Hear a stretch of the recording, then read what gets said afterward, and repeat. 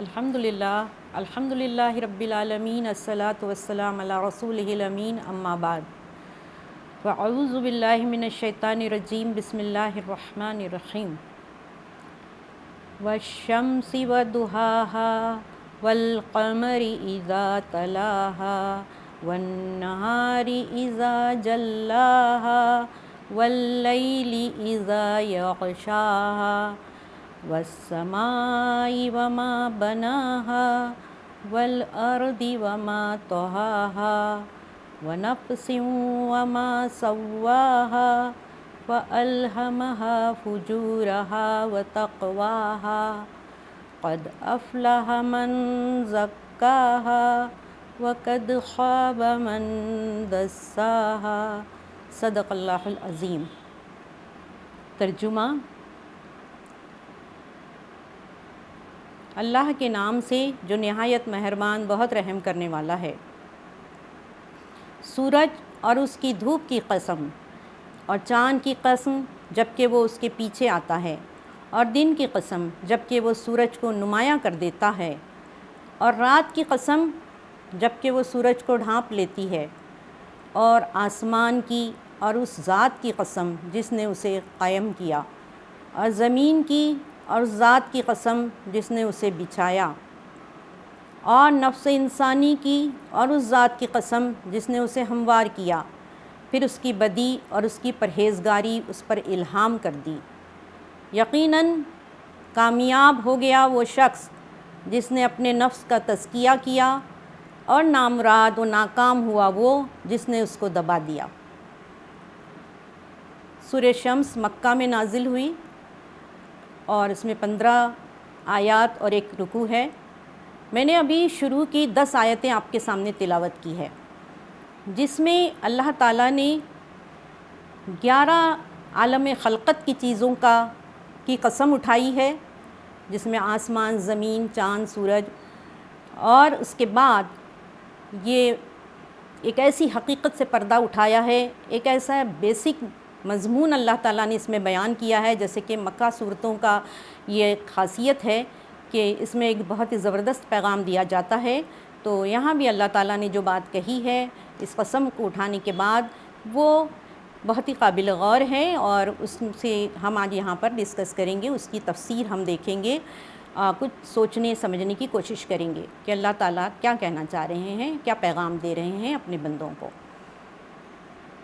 انسان کی پہچان ہمیشہ سے جب یہ انسان گمراہی کا شکار ہوا اور بدی کی طرف راغب ہوا، اسفل سافلین میں گرنے لگا، کیونکہ اس نے اللہ کی پہچان کو بھلا دیا، اس لیے وہ اپنی پہچان بھی بھول گیا، اور ایسے میں اس کی مختلف تعبیرات اور تعویلات اور اس کو جو پہچان دینے کی کوشش کی لوگوں نے، اس میں ارسطو کا نام ہمیں سر فہرست ملتا ہے، جس نے کہ انسان کو مجبور محض بتایا، اور اس نے کہا کہ انسان کا بچہ جب چھوٹا ہوتا ہے، پیدا ہوتا ہے، تو اس کا ذہن جو ہے بالکل بلینک سلیٹ کی طرح ہوتا ہے، یعنی کوڑے کاغذ کی طرح ہوتا ہے، جو کچھ بھی اس پر لکھ دیا جائے وہ ویسا ہی بنتا چلا جاتا ہے۔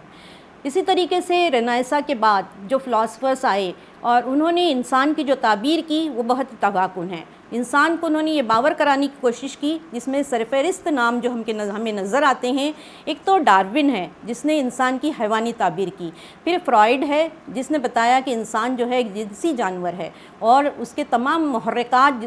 جنسی محرکات ہی اسے عمل پہ راغب کرتے ہیں۔ تیسرا نام جو ہمیں بہت اہم نظر آتا ہے اس تہذیب میں اور اس میں انسان کی تعبیر میں، وہ ہے کارل مارکس کا۔ اس نے انسان کو ایک معاشی جانور بتایا اور ایک مادہ پرست انسان بنانے میں پوری کوشش کی اور پوری مدد کی۔ پھر سارتر ہے جس نے وجودیت کا تصور دیا، اور وجودیت کا تصور اور مطلق وجودیت، یعنی انسان صرف ایک وجود ہے، اور روحانیت کا اس نے انکار کیا۔ طاقت اور اقتدار کو محرک بتاتے ہوئے انسان کی تعبیر لوگوں نے پیش کی۔ تو یہاں پر یہ بات بہت یاد رکھنے کی ہے کہ یہ جتنی بھی تعبیرات اور تعویلات پیش کی گئی، انسان کی جو پہچان دی گئی دنیا کو، یہ تمام فلاسفرز انسان تھے، اور کوئی مخلوق جو ہے وہ اپنی یہ نہیں بتا سکتی کہ اس کو کیسے پیدا کیا گیا ہے، جبکہ اس کی پیدائش میں اس کا کوئی ہاتھ نہیں ہے۔ والشمس وضحاہا، تو یہاں پر یہ جو والقمر اذا تلاہا والنہار اذا جلاہا واللیل اذا یغشاہا والسماء وما بناہا والارض وما طحاہا، اس کے بعد اتنی قسمیں اٹھانے کے بعد آخر وہ کون سی بات ہے، جواب قسم ہے، جس کے اوپر اللہ تعالیٰ نے یہاں اتنی قسمیں کھائی ہیں اور کہا وَنَفْسٍ وَمَا سَوَّاهَا، اور نفس انسانی کی اور ذات کی قسم جس نے اسے ہموار کیا۔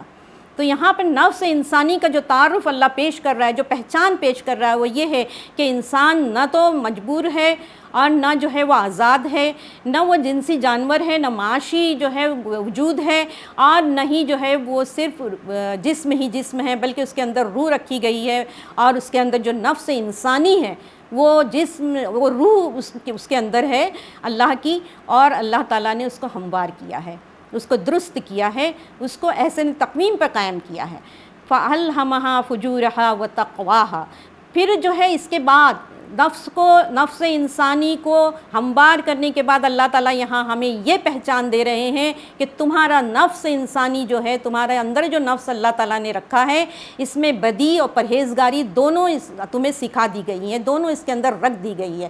دونوں صلاحیتیں تمہارے اندر ہے۔ تم مجبور محض نہیں ہو کہ تم کو جو ہے ماحول بناتا ہے یا تم کو جو ہے معاشرہ بناتا ہے، بلکہ یہ سارے ایلیمنٹس ہماری تربیت میں کام آتے ہیں، لیکن انسان ان پر قابو یافتہ ہو سکتا ہے۔ انسان کے اندر جو ارادہ دیا گیا، انسان کو جو اختیار دیا گیا، جو انسان کو ایک ذمہ دار انسان بنایا گیا، اور اس کے ساتھ اسے عقل، قوت فیصلہ، قوت تمیز دی گئی، اس کے نتیجے میں انسان کیا کرتا ہے کہ جو بدی اور جو اچھائی کا جو اس کو تصور دیا گیا ہے کہ وہ اچھا بھی بن سکتا ہے، وہ برا بھی بن سکتا ہے، وہ اپنے عمل سے اچھا بن سکتا ہے، اپنے عمل سے برا بن سکتا ہے۔ ایسا نہیں ہے کہ وہ جو ہے بالکل مجبور ہے انسان اور وہ دوسروں کے بنانے سے بن رہا ہے یا کسی محرک سے بن رہا ہے، ایسا نہیں ہے۔ بیرونی جو ایلیمنٹس ہیں، بیرونی جو عوامل ہے، اس کا اثر اس وقت انسان پہ ہوتا ہے جب وہ خدا کی پہچان کو بھول جاتا ہے۔ قرآن اور رسول صلی اللہ علیہ وسلم اور انبیاء کا سلسلہ جو انسان کی تربیت کرتا ہے اور جو اس کو ہدایت دیتا ہے، وہ اس سے اگر اس کا رشتہ ٹوٹ جاتا ہے انسان کا، اس کو اگر یہ چیزیں میسر نہیں آتی، یعنی اللہ کا کلام، اللہ کی پہچان اور اللہ کے دیے ہوئی تعلیمات، اللہ کا دیا ہوا نظام حیات اور رسول اکرم صلی اللہ علیہ وسلم کی تعلیمات، یہ سب سے اس کا اگر رشتہ ٹوٹ جائے تو پھر وہ انسان جو ہے بدی کی پوٹلی بن جاتا ہے، اور اپنا ارتقاء جو کرتا ہے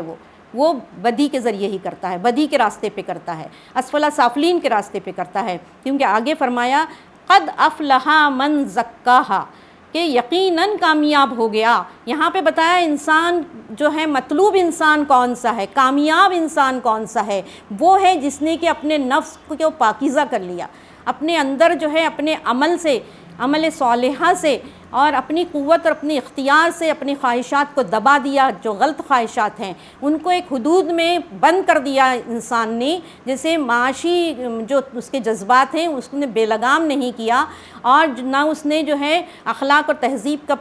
دامن چھوڑا اور آزاد ہو گیا، دوسروں کے اوپر ظلم کرنے لگا، بلکہ وہ آخرت کے تصور سے جو ہے مالا مال ہے وہ انسان، اور اسے معلوم ہے کہ اللہ تعالیٰ نے یہ پہچان اسے دی ہے کہ وہ حساب اور کتاب ہوگا، آخرت کے دن تمہیں اللہ کے سامنے کھڑے ہونا ہے۔ اگر تم نے اپنا تزکیہ کر لیا، اپنے کو پاک کر لیا، اچھی جذبات، اچھے خیالات، اچھا کردار تم نے، اچھے اخلاق تم نے اپنائے، تقویٰ پیدا کیا اپنے اندر، اللہ سے محبت پیدا کی، اللہ کی عبادات کر کے تم نے اپنا جو ہے اپنے اوپر قابو پا لیا اپنی غلطیوں پہ اور اپنی خرابیوں پہ نفس کی، تو یقیناً تم کامیاب ہو۔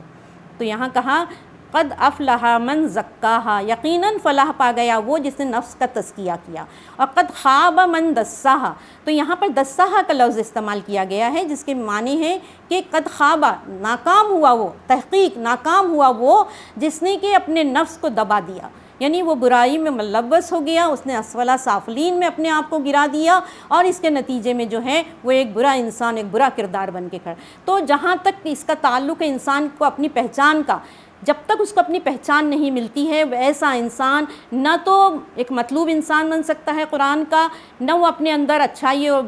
بھلائی کو پروان چڑھا سکتا ہے، اور نہ ایک اچھی دنیا تعمیر کر سکتا ہے۔ اس کے بعد جو بات سامنے آتی ہے وہ یہ ہے کہ پھر اس کا مقصد حیات کچھ نہیں بچتا، کوئی اعلیٰ مقصد، کوئی اعلیٰ منصوبہ، کوئی مشن اس کے سامنے نہیں رہتا۔ وہ بس پیٹ کا بندہ بن جاتا ہے، یا وہ جو ہے جنسی بندہ بن جاتا ہے، یا وہ محض جو ہے جسم رہ جاتا ہے اور کھانے پینے اور خواہشات کا بندہ بن جاتا ہے۔ تو اس کے لیے ایک اچھی اس مشن کو اختیار کرنے کے لیے جو کہ اللہ کے رسولوں نے اور اللہ نے ہم کو بتایا ہے، اور یہ چیز ہے کہ انسان جس طریقے سے قرآن کا مطلوب انسان بن سکتا ہے وہ اسی بنیاد پہ بن سکتا ہے۔ سورہ شمس کی یہ آیات جو یہاں پہ میں نے تلاوت کی، اور اس سے جو ہمیں پہچان مل رہی ہے، اللہ نے ہمیں جو پہچان دی ہے، یہ ضرورت ہے کہ امت مسلمہ کا ہر فرد اس کی آگاہی آج کے انسانوں کو دے، بے خبر انسانوں کو دے، اور ساتھ ہی ساتھ جو ہے اپنے بچوں کو اس سے آگاہ کیا جائے، ان کی تربیت کا ایک بڑا حصہ بنایا جائے، اسے ان کے اندر کانفیڈنس آئے گا، اس سے ان کے اندر جو ہے اخلاق و کردار پرمان چڑھیں گے اور ایک اچھا کردار بنے گا۔ ساتھ ہی ساتھ جو ہے ہمیں کوشش کرنی چاہیے کہ ایک اعلیٰ مشن کی طرف جو ہے ہم دعوت دیں لوگوں کو۔ وآخر دعوانا ان الحمدللہ رب العالمین۔